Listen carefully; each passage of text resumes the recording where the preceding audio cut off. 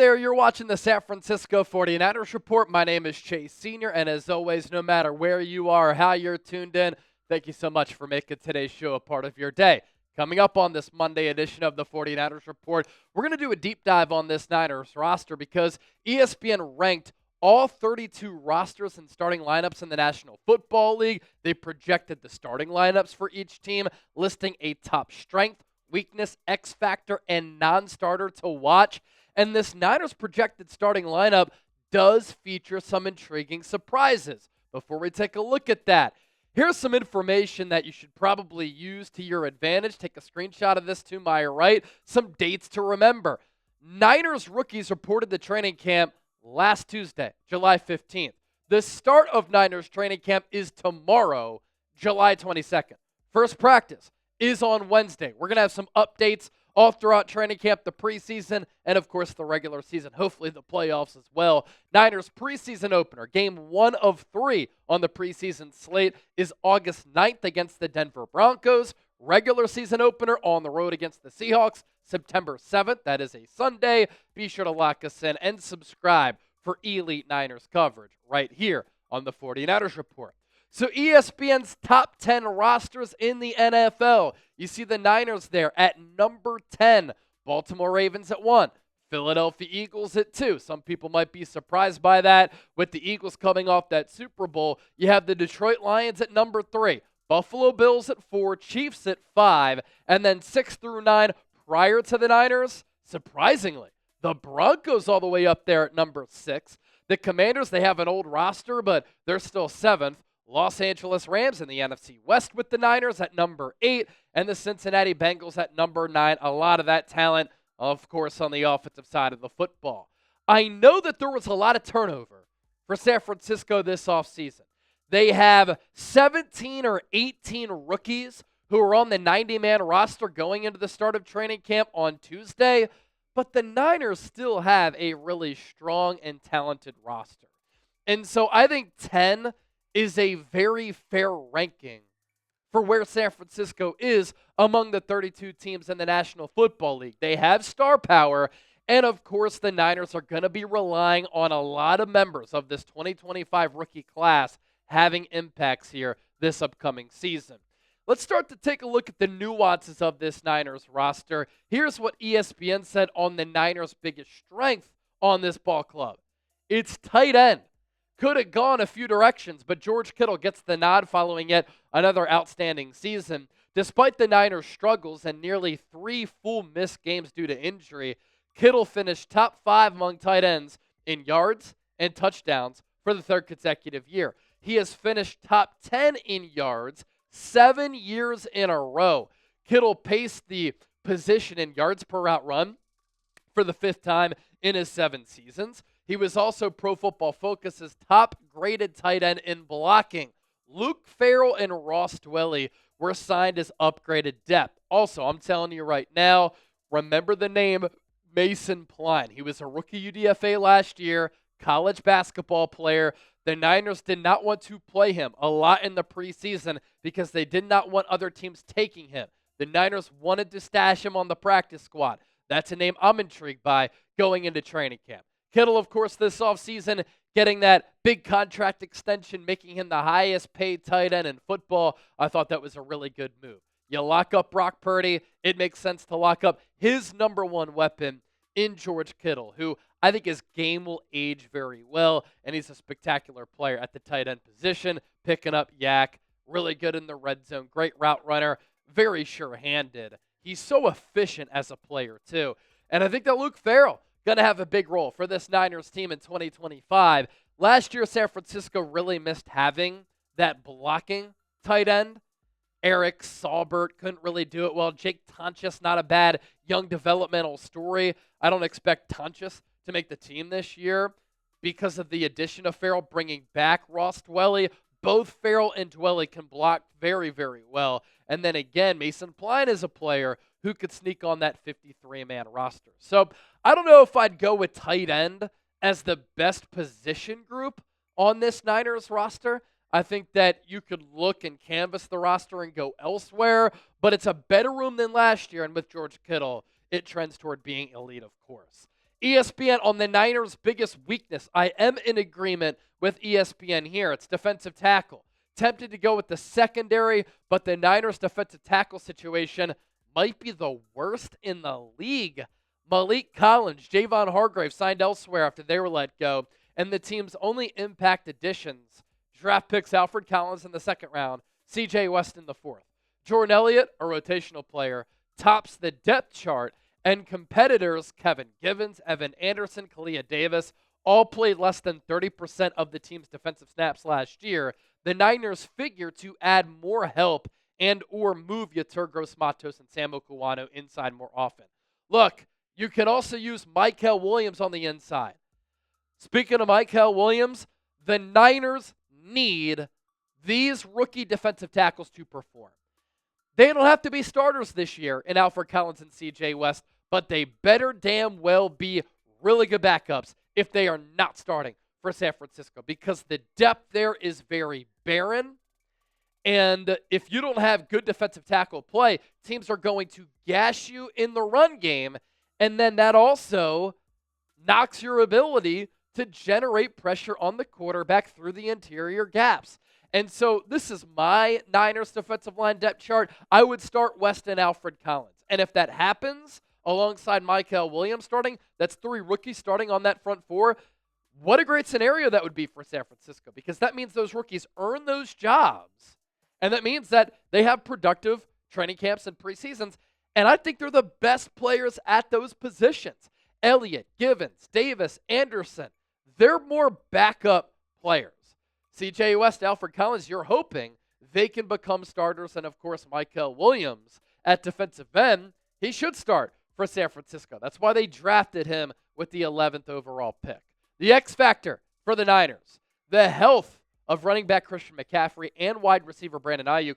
Let me throw Trent Williams in there as well. If the former can play most of the season and the latter can come back and regain his 2023 form, we will again be in awe of the plethora of playmakers in San Francisco. If not, this team could still compete, but it likely requires a second-year breakout from Ricky Pearsall and another great season from Kittle, along with Juwan Jennings continuing his 2024 level of play, if he's still on the team, of course. Injuries going to be something to monitor for the Niners heading into 2025. Last year, it was a disaster. They were the number 1 most injured team in the NFL. But even though they've been injured a lot, hasn't always taken away from their ability to compete at a high level. I did tweet this out the other day that Kyle Shanahan's teams have rarely been healthy. In 2024, number 1 most injured team in the NFL. 2023, 29th most injured team. So they're one of the healthiest teams in the league. What happened? Made it to the Super Bowl that they should have won. 2022, 2021, they made it to the NFC Championship game. Still 9th most injured, 3rd most injured those seasons. In 2020, bad year coming off that Super Bowl loss, most injured team in football. In 2019, they made it to the Super Bowl. They were still the 6th most injured team in the NFL. And in 2018, the 4th most injured team in the NFL. I think Kyle Shanahan's first year in 2017, they were also top 5, top 10 in being injured. Why is that? They play a physical style. They practice hard. I think some of it is injury misfortune and injury bad luck. But hopefully health can stay on the Niners side this year. It would be so rare for them to repeat as one of the most injured teams in all of football, at least being number 1 in back-to-back years. And I hope not. I hope McCaffrey can stay healthy, Ayuk can get healthy, and Trent Williams can stay healthy. ESPN on a non-starter to know for the Niners. Tight end Luke Farrell. Niners gave him a 3-year deal, even though he has never caught a touchdown pass, and he's going to play behind Kittle. It's all about blocking, where Farrell excelled in the Jags' recent offense. He could come in and he could block a 9 technique where Kittle and Christian McCaffrey could both be on routes. Coach Kyle Shanahan told the press at OTAs, the Niners used just 2 tight ends about 12% of the time last year, but that's going up in 2025. And there's a correlation there. The Niners didn't use a lot of 12 personnel because that second tight end couldn't block. And the Niners offense struggled. I think with more 12 personnel, it fits that physical style that the Niners want to play, helps them in the run game, helps them in the pass game, and I think the addition of Farrell, a good blocking tight end, frees up Kittle to run more routes. Farrell will play an important role for the Niners offense in 2025. Absolutely no doubt about it. And originally, I kind of freaked out about that contract because of the guaranteed money and the AAV. The official contract was then reported a couple of weeks later. It's a very affordable deal for an important position in Kyle Shanahan's offense. Coming up next, some surprises in the Niners' projected starting lineup from ESPN. We'll get to that, but first, let me tell you about today's sponsor, our friends at Brunt.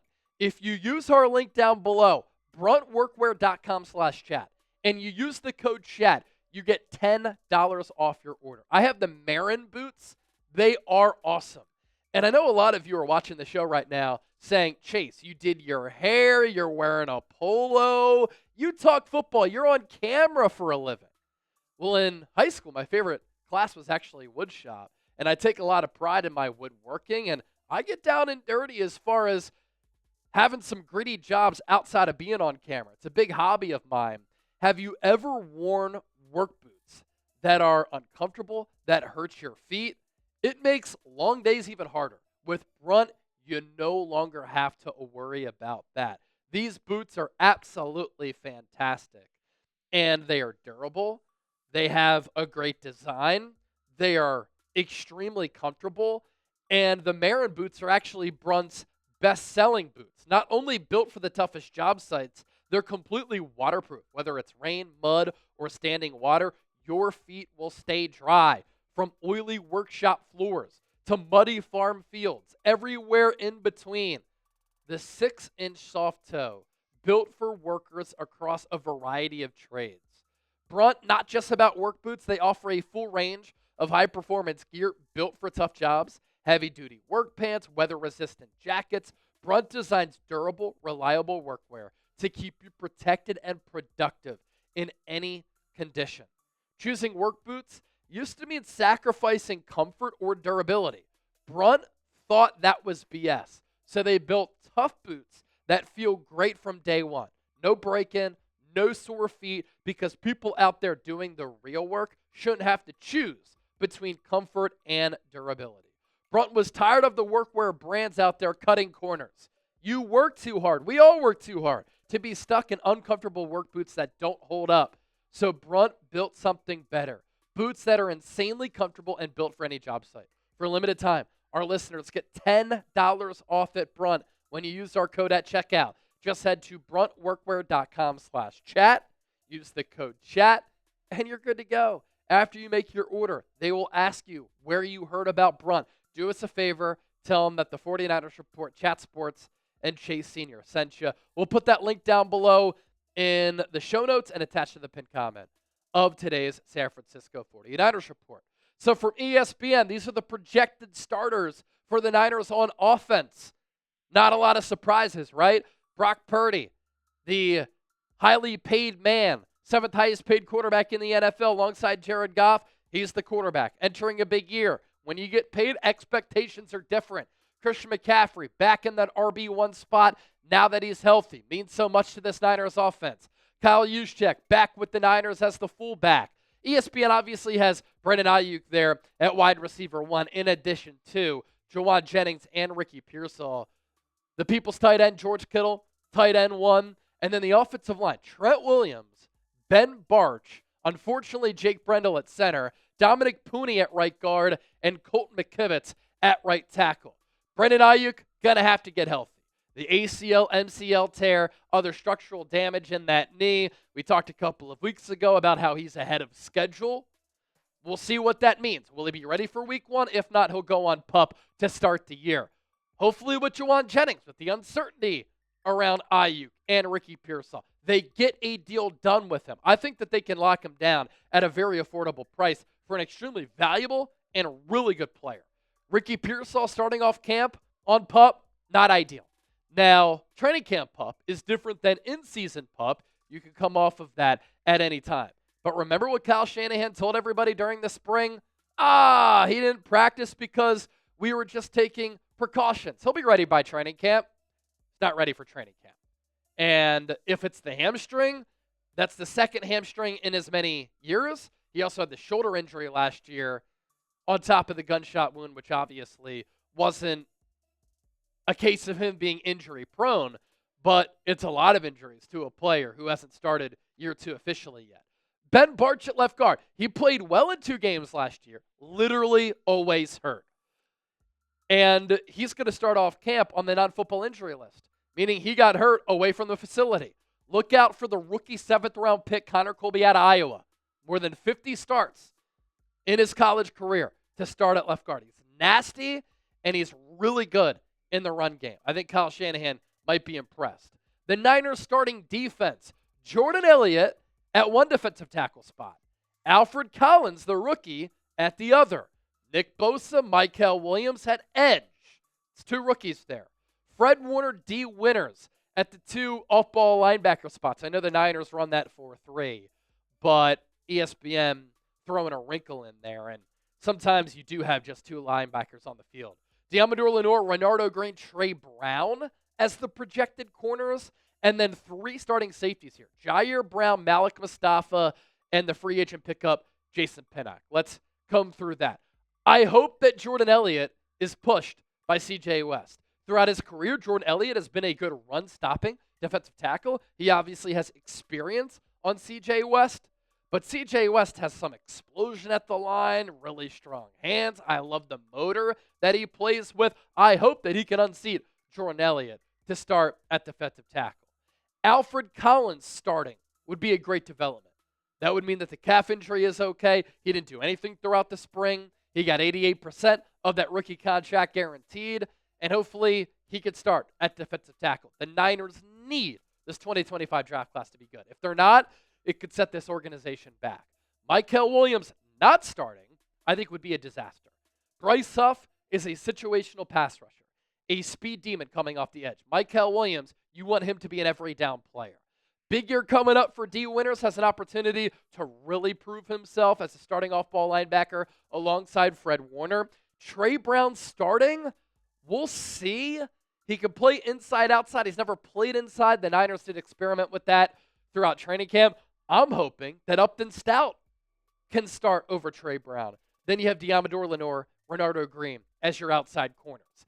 ESPN has 3 starting safeties because of the uncertainty there. The starting lineup officially is not going to include 3 starting safeties, but Malik Mustafa coming off that off-season ACL surgery, that's why he's slotted in there, I would guess. I do think that week 1, the 2 starting safeties will be Jason Pinnock and Jair Brown, who's going into a big year 3.